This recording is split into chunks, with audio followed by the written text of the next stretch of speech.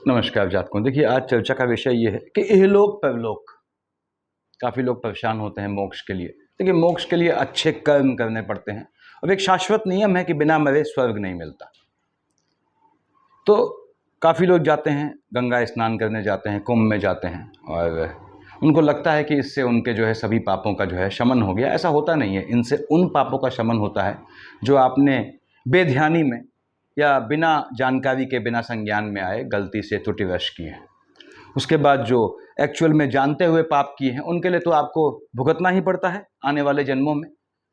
तो कब, उसके लिए किस लग्न के लिए क्या करना पड़ता है और क्या बेसिकली होता है कि कैसे हम देखते हैं कि हाँ, इस जातक के लिए मोक्ष की प्राप्ति आसान काम होगा। लिखा है मैंने, मोक्ष प्राप्ति उपाय लग्नों के अनुसार, अटेनमेंट ऑफ सल्वेशन किसके लिए कितना आसान होता है यहाँ लिखा है मैंने। देखिए, ट्रिपल टिक लगाए हैं। विष लग्न वालों और मकर लग्न वालों को थोड़े से प्रयास से मुक्ति मिल जाती है। मुक्ति का मतलब क्या है उसका बताऊंगा। उसके बाद डबल टिक कहाँ लगाए हैं? कर्क, सिंह और तुला।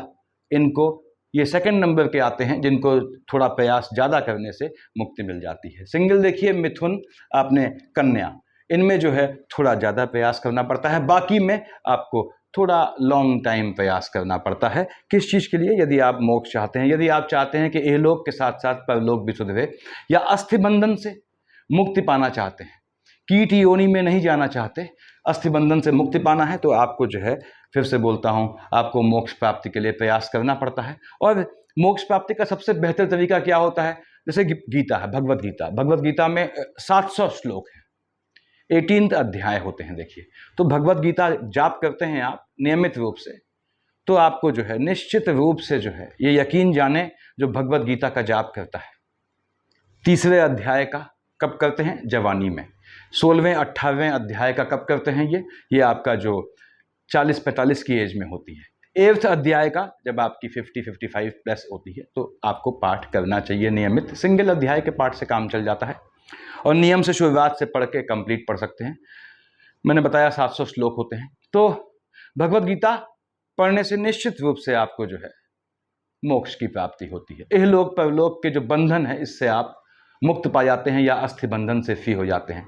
ऐसे ही दुर्गा सप्तशती के 5वां, 5th और 11th अध्याय ऐसे हैं जिनमें से किसी एक का भी अगर आप जीवन पर्यंत पाठ करते हैं या दुर्गा सप्तशती का नाम नियमित रूप से करते हैं, तो आपको जो है नियमित रूप से, तो यकीनन आपको कैसे भी कर्म हो आपके, अल्टीमेटली आपका अंत जो है वो सुखद होता है। गीता में ध्यान रखिएगा, मैं गीता के लिए हमेशा कहता हूं, मैंने पहले भी कहा है, जिनको टेम्परामेंट का इशू है तो उनको गीता टेम्परामेंट को बढ़ाती है। ये थोड़ी दिक्कत आती है, खासकर ऐसे लोग जो ऑनेस्ट हैं जीवन में, जिन्होंने जीवन में कभी कोई गलत काम नहीं किया, किसी का हक नहीं छीना, असत्य भाषण नहीं किया, चोरी चकारी नहीं की, पर नारी गमन या पर पुरुष गमन नहीं किया, उनको गीता जो है वो पढ़ने से मुक्ति मिलती है, निश्चित रूप से मिलती है। वो तो वैसे ही उन्होंने सब सत्कर्म किए हुए हैं, लेकिन गीता टेम्परामेंट में फ्लक्चुएशन लाती है, तो उसमें टेम्परामेंट का ध्यान देना पड़ता है। तो ये दो शाश्वत पूजाएं हैं। गीता तो ऐसी पूजा है कि आप विष्णु सहस्त्रनाम और गीता ये समझ लें, ये दो पूजाएं ऐसी हैं जो कोई भी जातक पढ़ता है तो उसको जो है निश्चित रूप से उसका परम धाम का मार्ग जो है वो प्रशस्त कर देती है। सप्तशती किसको सूट करती है, किसके लिए मोक्ष का मार्ग प्रशस्त करती है, मैंने यहाँ लग्न के हिसाब से लिखा हुआ है। और हम लोग कहते हैं कि साहब मोक्ष का योग, देखिए मोक्ष बेसिकली 12th हाउस, और मोक्ष क्या हुआ? परम लाभ, तो आपका 11th हाउस भी देखा जाता है। फिर किसके लिए आपका मोक्ष? आपके स्वयं के लग्न के लिए। डबल टिक लगा दिया है मैंने, देखिए, मोक्ष आपका लग्न और स्वयं 2nd हाउस, क्योंकि मोक्ष मिलेगा तो लाइनेज के बंधन से आप मुक्त होंगे। तो ये 3 खाने देखने पड़ते हैं कि इनके मालिक क्या है। वो डिसाइड करता है अल्टीमेटली कि किस पूजा से आपको एक अवस्था के बाद कौन सी पूजा करनी चाहिए। देखिए, 50s के बाद तो सबको ही पूजा करनी चाहिए अपने आने वाले अगले जन्म के लिए, क्योंकि आजकल एज का तो भरोसा नहीं है। लेकिन जो शुरुआत से करता है उसके लिए बहुत सहज हो जाती है चीजें। तो कुंडली देख के कहते हैं कि कहीं किसी खाने में 4 ग्रह बैठे हैं, मिनिमम 4 प्लैनेट्स और more than 4 planets are sitting together at a place. किसी खाने में 4 या उससे अधिक ग्रह एक साथ बैठे हैं। मान लीजिए कहीं बैठे हैं, सपोज यहां बैठे हैं आपके, कोई भी 4 ग्रह बैठे हैं 5th हाउस में, तो वहां पे संख्या जो लिखी है उस संख्या को देखें। उस संख्या का मालिक क्या है? 3 लिखा है, मान लीजिए 3 का मालिक बुध हुआ, तो जहां पे 4 या उससे अधिक ग्रह बैठे हैं उसका वहां जो संख्या लिखी है वहां जो राशि है, एक लिखा है तो मेष, 2 विष, ऐसे ही मिथुन, कर्क, सिंह, कन्या, तुला, वृश्चिक, धनु, मकर, कुंभ, मीन, यहां सीक्वेंस में लिखी है मैंने। तो उस संख्या के हिसाब से वो संख्या का मालिक 3 लिखा है, 3 का मालिक बुध यदि सेंटर में बैठा है, केंद्र में, या त्रिकोण साइड में बैठा है, तो ये आपको जो है निश्चित रूप से ऐसा योग बनाता है कि आपको आसानी से, इसका मतलब ये नहीं है कि जिनके 4 ग्रह एक साथ बैठे हैं उसका मालिक केंद्र में बैठ गया या त्रिकोण में बैठ गया तो उसको मुक्ति मिल गई ना, उनके लिए मोक्ष प्राप्ति का जरिया या साधन आसान हो जाता है। लेकिन मैंने 4 ग्रहों की युति के दोष में बताया हुआ है कि ऐसा क्यों होता है, समझें। जब 4 या उससे अधिक ग्रह एक साथ बैठते हैं तो उनमें इंटरनल पॉलिटिक्स हो जाती है, डाइपोल बन जाते हैं, 2-2 के पेयर बन जाते हैं। उसके बाद क्या होता है, ग्रह एक दूसरे को सपोर्ट नहीं करते, तो उस कन्फ्लिक्ट से जातक जीवन भर गुजरता है और यही कन्फ्लिक्ट अल्टीमेटली जातक के लिए मोक्ष का मार्ग आसानी से प्रशस्त कर देता है यदि वो थोड़ा भी प्रयास करे। प्रयास करना पड़ता है, बिना प्रयास के मुक्ति नहीं मिलती, चाहे कुंडली आप कितनी भी बेहतरीन लाए हो। यानी आपको ईश भक्ति तो करनी ही करनी है। देखिए, तो अब 4 ग्रहों की युति में क्यों होता है ऐसा मैंने बताया। फिर समझ लें आप, अब आपके 4 ग्रह बैठे हैं, आपने कहा साहब 3rd हाउस में बैठे हैं और यहां 5 लिखा है, 5 का मालिक सूर्य हो गया। सूर्य यदि आपके सेंटर में बैठा है या त्रिकोण में बैठा है तो आपको जो है, आपके लिए आसान हो जाता है किस चीज का, मोक्ष प्राप्ति का, को प्राप्त करना। अब आपने कहा साहब आपके 4 ग्रह बैठे हैं, 5 ग्रह बैठे हैं, कहीं बैठे हैं, मान लीजिए यहां बैठे हैं आपके 10th हाउस में और यहां 9 लिखा है, संख्या 9 लिखी है। 9 यानी धनु और मीन का मालिक कौन हो गया, बृहस्पति हो गया। 1 यानी मेष का मालिक मंगल, 2 यानी विष और तुला, 2 और 7 का मालिक शुक्र, 3 और 6 का मालिक बुध हो गया, 4 का मालिक चंद्रमा, 5 का मालिक सूर्य। जो भी संख्या लिखी है जहां 4 ग्रह बैठे हैं, 6 बताया मैंने बुध, 7 बताया शुक्र, 8 बताया मंगल, 9th और 12th लिखा है बृहस्पति मालिक हो गया, 10-11 लिखा है शनि मालिक हो गया उस खाने का जहां पे 4 ग्रह बैठे हैं आपके। अब मान लीजिए 4 ग्रह बैठे हैं 10th हाउस में, वहां पे आपके सपोज 9 लिखा है। अब 9 का मालिक क्या हुआ, बृहस्पति हुआ। बृहस्पति यदि आपके केंद्र में बैठा है या त्रिकोण में बैठा है तो आपके लिए आसान हो जाता है मोक्ष का मार्ग प्राप्त करना, कम एफर्ट करने पड़ते हैं। इसका मतलब ये कतई नहीं है कि आपको कुछ किए बिना मोक्ष मिल जाए, ये भी ध्यान रखिएगा। दूसरी बात, 2 कॉन्सेप्ट यहां पे हैं। केतु महाराज 12th हाउस में आ गए, कौन सा खाना है एक्सपेंडिचर का, तो दौड़ाता है, भ्रमित करता है। जैसे शनि का मैं कहता हूं, शनि महाराज क्या है, आपको नीच काम में डालते हैं, अल्टीमेटली आपका शुद्धि कर देते हैं। तो ऐसे ही केतु महाराज जब 12th हाउस में बैठे हैं तो भौतिक प्रपंचों में डाल के विलंब से डायग्नोस हो पाने वाली डिजीज, बहुत सी चीजें हैं ऐसी, इस एक अजीब सी पीड़ा में डाल के आपको मुक्ति का मार्ग प्रशस्त करता है। तो केतु आपके 12th हाउस में बैठा है, आपके लिए आसान हो जाता है। या शनि अष्टम में बैठा है, शनि अष्टम महाकष्टम बोलता हूं मैं, शनि आपके यहां बैठा है 8th हाउस में, तो भी आपके लिए मोक्ष के लिए प्रयास करने पे, थोड़े से प्रयास से आपको सफलता मिल जाती है यदि आप तरीके से करते हैं।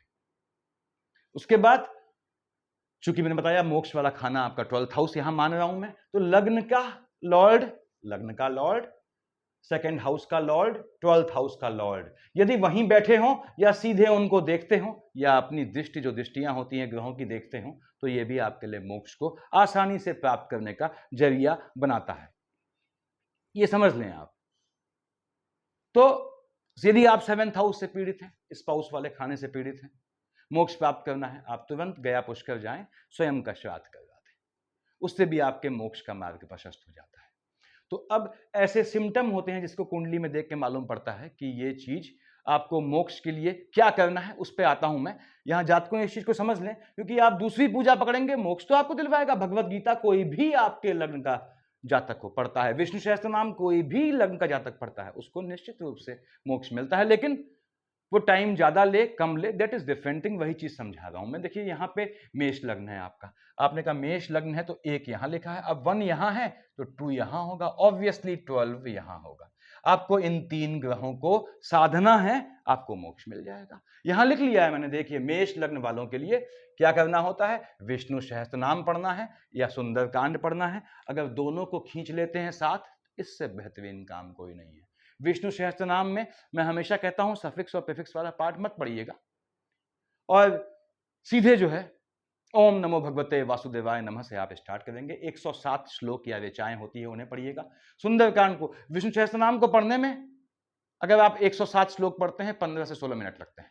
सुंदरकांड को पढ़ने में लगभग 1 घंटा लगता है शुरुआत में, अभ्यास के बाद 35 से 40 मिनट लगते हैं। तो मेष लग्न वालों, यदि आप मेष लग्न के जातक हैं, एक अवस्था पार कर चुके हैं या सात्विकता आप में शुरुआत से है, तो विष्णु सहस्त्र नाम आपने पढ़ना है, सुंदरकांड पढ़ना है, ताकि आपको जो है वो, यदि मोक्ष के लिए, यदि आप इहलोक के साथ परलोक को सुधारना चाहते हैं तो। ऐसा क्यों बोला ये भी समझ लें। 12 लिखा है, 12 का मालिक बृहस्पति हो गया, मीन का। 2 लिखा है, रटना नहीं है कुछ भी, देखिए इसमें 2 का मालिक शुक्र हो गया। शुक्र और बृहस्पति को संभालने वाली इकलौती पूजा कौन सी है? विष्णु सहस्त्र नाम। नहीं पढ़ सकते हैं, टफ है, कोई भी दिक्कत नहीं, तुलसी की माला ना है, ओम नमो भगवते वासुदेवाय, ओम नमो भगवते वासुदेवाय, ओम नमो भगवते वासुदेवाय जाप कर ले, वो भी उतना ही काम करती है। विष्णु सहस्त्र नाम पढ़ लेंगे तो बहुत बेहतर रहेगा।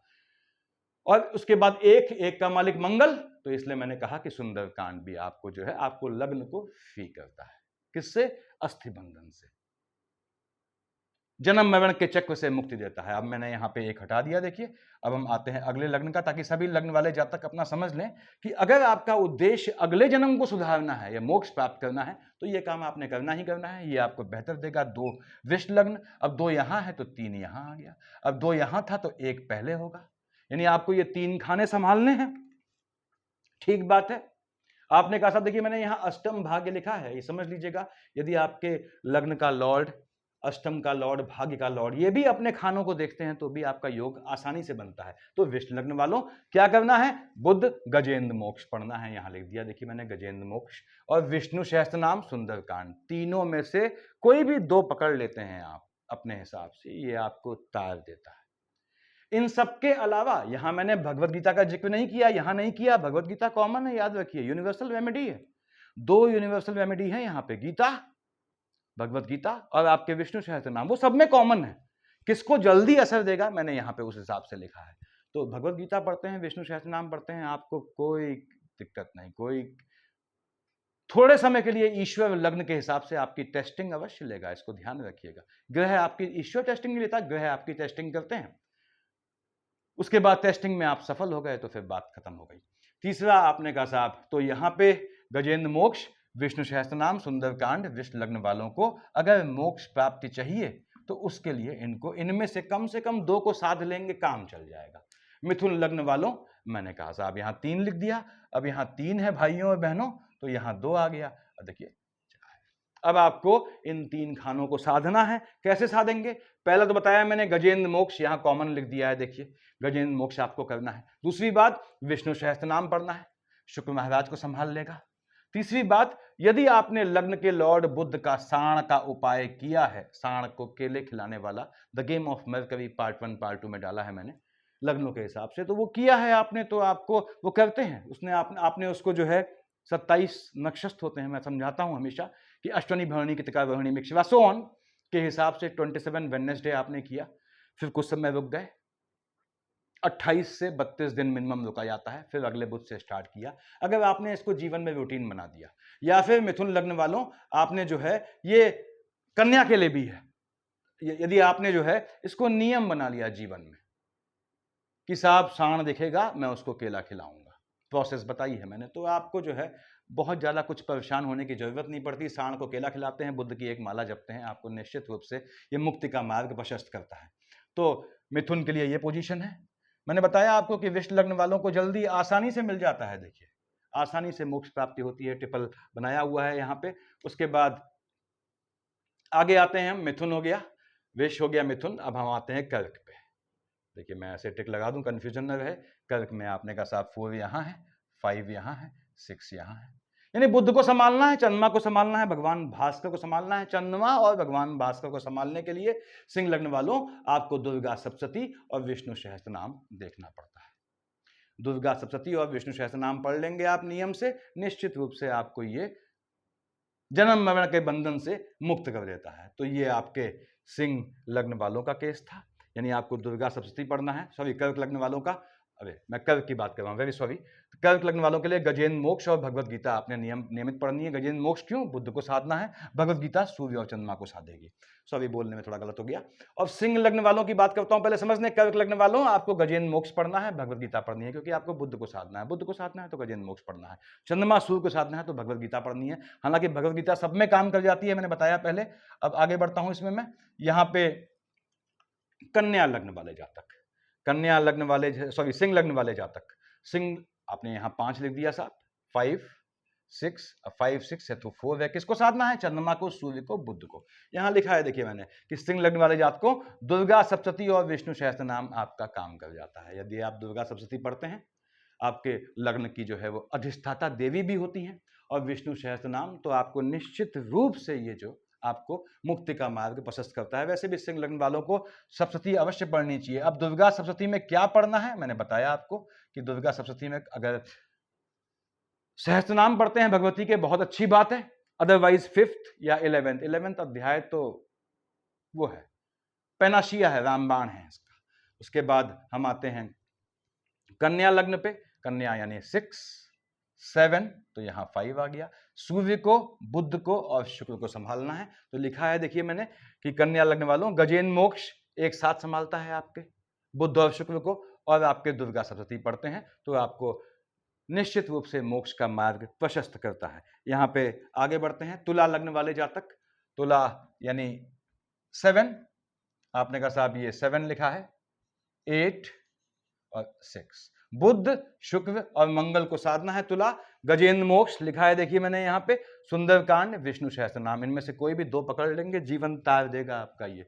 तुला लग्न वालों से खास कह रहा हूँ, भौतिक सुख भी दे जाता है और मोक्ष भी दे जाता है। तो तुला वाले भाइयों को ये 3 पूजाओं में से कम कोई 2 पकड़नी होती हैं। अपनी सुविधाओं के लिए तीनों के लिए पकड़ते हैं, तीनों को तो बहुत बेहतर है। उसके बाद वृश्चिक लग्न वालों जात को आपको भगवत गीता, विष्णु सहस्त्र नाम 8 7 और देखिए आपका सॉरी 8 9 और यहाँ पे 7 7 8 9। तो आपने क्या पढ़ना है? शुक्र को पकड़ संभालना है, मंगल संभालना है, बृहस्पति संभालना है। यानी कि वृश्चिक वालों विष्णु सहस्त्रनाम तो पढ़ना ही पढ़ना है आपने, बृहस्पति और शुक्र तभी संभलेंगे। साथ में भगवत गीता का पाठ करते हैं तो आपको भगवत गीता का जो अध्याय बताया मैंने, आप पढ़ते हैं, 3रा अध्याय पढ़ते हैं, एक एज के बाद 16वां 18वां अध्याय पढ़ते हैं और उसके बाद आप 8th अध्याय पे आ जाते हैं। तो ये आपको 7th हाउस की हलचल से निकाल देता है। और वृश्चिक लग्न वालों के लिए 7th हाउस की हलचल का मतलब क्या हुआ मैंने बताया हुआ है, सीरीज में बताता हूं, हमेशा देखा करें। उसके बाद हम आते हैं धनु पे। धनु यानी आपके यहाँ 9 लिखा हुआ है, देखिए 9, अब 10, उसके बाद 8 9 10, यानी आपको मंगल को, शनि महाराज को और बृहस्पति को साधना है। हम जानते हैं मंगल और शनि को साधने का तरीका क्या है, सुंदरकांड लिखा है धनु में देखिए मैंने आपको। और विष्णु सहस्त्र नाम आपको मुक्ति का मार्ग प्रशस्त करता है। इसको नियमित रूप से आदत डालें, एक भी दिन न छोड़ें। अकल्ट के हिसाब से करनी है ये पूजाएं, आपने याद रखिएगा, एक भी दिन नहीं छोड़ना है। उसके बाद सुंदरकांड, विष्णु सहस्त्र नाम आपको दे जाता है धनु लग्न वाले जात को। हम आते हैं आपके, दे जाता है इन सेंस की मोक्ष का मार्ग प्रशस्त करता है, परलोक को बेहतर रखना सुनिश्चित करता है और कोशिश करता है कि आपका जो है यानी प्रयास ऐसा रहता है, तरीके से आप पढ़ लेते हैं तो आप अस्थि बंधन से मुक्त हो जाते हैं। कैप्रिकॉन एसेंडेंट, विष्णु सहस्त्र नाम, भगवत गीता। कैप्रिकॉन 10 यहां लिखा मैंने देखिए, 11 9, विष्णु सहस्त्र नाम पढ़ते हैं, भगवत गीता करते हैं तो आपको निश्चित रूप से जो है कैप्रिकॉन्स टेम्परामेंट में ध्यान रखना पड़ता है, भगवत गीता में याद रखिएगा, आपको आने वाले अगले जन्म में मुक्ति का मार्ग ये प्रशस्त करता है। तो कैप्रिकॉन को ये 2 पूजाएं करनी आवश्यक हैं अगर वो चाहते हैं एक अवस्था के बाद उनका बेहतरी हो और उनकी संतानों का, उनकी आगे की वंशावलियों का जो है वो बेहतर हो। अब कुंभ महाराज, कुंभ में आपने कहा साहब 11 10 उसके बाद 12, यानी कि लिखा है मैंने विष्णु सहस्त्र नाम, सुंदरकांड आपने पढ़ना है। देखिए यहाँ पे विष्णु सहस्त्र नाम, सुंदरकांड का पाठ करते हैं नियमित रूप से तो आपको ये मोक्ष मार्ग प्रशस्त करता है। आगे बढ़ता हूं मैं, ये लग्न के हिसाब से बता रहा हूं क्योंकि ऐसा होता है कि अगर आपका, आपने कहा साहब धनु लग्न है आपका सपोज, और आप पढ़ रहे हैं गजेंद्र मोक्ष, बिल्कुल देगा लेकिन बहुत टाइम लेगा। तो कैप्रिकॉन मैंने ट्रिपल टिक लगाया है यहाँ पे। अगर आपने विष्णु सहस्त्र नाम पढ़ लिया, भगवत गीता पढ़ ली, बहुत आसानी से आपके लिए मार्ग प्रशस्त करता है। मीन वाले भाई बहनों, विष्णु सहस्त्र नाम, सुंदरकांड, क्यों देखिए 12 उसके बाद 1 11, तो आपको विष्णु सहस्त्र नाम पढ़ना है, उसके बाद सुंदरकांड पढ़ना है, मंगल को संभालेगा। विष्णु सहस्त्र नाम यहाँ पे जो है बृहस्पति महाराज के साथ आपके शुक्राचार्य को भी संभालते हैं और शुक्राचार्य के अभिन्न मित्र शनि है वो अपने आप उसमें आ जाते हैं। तो आपको मीन लग्न वालों, आपको विष्णु सहस्त्र नाम पढ़ना होता है यहाँ पे और सुंदरकांड पढ़ना है। अगर आप नियम से ये पूजाएं करते हैं लग्न के हिसाब से तो आपको सबसे बड़ी बात यह है कि आने वाला जन्म का बेहतर होना सुनिश्चित होता है। दूसरी बात, साथ में जो जाने अनजाने आपसे पाप कर्म हो जाते हैं, हो ही जाते हैं देखिए, और जीव हत्या हो जाए, कुछ हो जाए, तो उससे भी आपको साथ-साथ वो चीज़ें जो है वो डाइल्यूट होती जाती हैं, उसके जो नेगेटिविटी है, उसका पाप है, वो मिनिमाइज़ होता जाता है। और वैसे मैं किसी भी लग्न वाले के लिए जो है वो मांस का, यानी दूसरे के जीव की हत्या करके खाने को